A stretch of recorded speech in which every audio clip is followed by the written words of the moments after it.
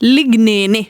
Hei kuule, mikä tää on tää ligniini? Ja minkä takia niinku, se on näin tärkeä asia, että minut on laitettu tänne ottaa siitä selvää?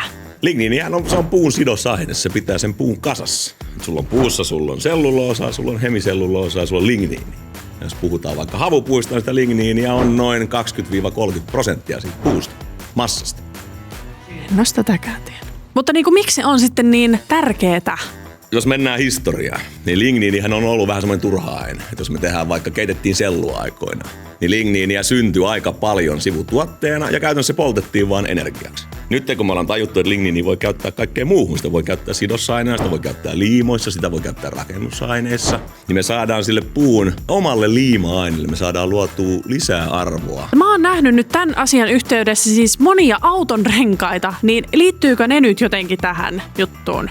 Ja jos sä mietit mittakaavaa, miten paljon autorenkaita maailmassa vaikka tehdään tällä hetkellä. Jos me voidaan sieltä paikkaa sitä fossiilisia päästöjä, me voidaan tuoda puu mukaan niihin autorenkaisiin, niin silloinhan me tajutaan se, että puuta voi oikeasti käyttää vaikka niin kuin auton alla, auton renkaissa, missä tahansa.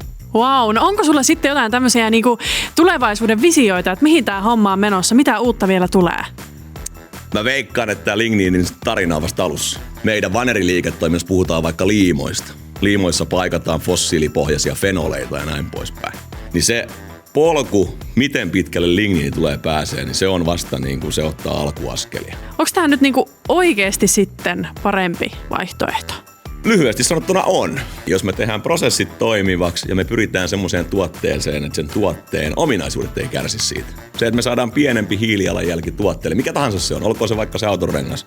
Ja jos me mennään vaikka liimattuihin puutuotteisiin, mitä voi olla vaikka CLT ja liimapuu, vaneri, LVL, niin siellä se liima, sillä on iso merkitys niihin päästöihin. Ja jos me voidaan nyt sen ligniinin kautta parantaa meidän liiman ominaisuuksia, pienentää sitä hiilijalanjälkeä, pitää loppukuluttajalle tai meidän jakelijalle se hinta kuitenkin samana, niin että ominaisuudet säilyy, niin mikä sen parempi? Okei, eli mitä sain tästä? Ligniini on hyvä asia. Näin. Just näin. Seuraa siis Metsien Suomea somessa, jos haluat oppia ja nähdä lisää ja seurata näitä meikäläisen metsänomia seikkailuja.